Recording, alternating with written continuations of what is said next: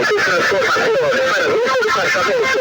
Una Gijón, Guaymallén, un gobernador tanto simple, asumido, el resto de las grandes obras. El gobernador de La Paz impulsó el proyecto de la terminal interfluvial del sur. Un proceso de confianza con la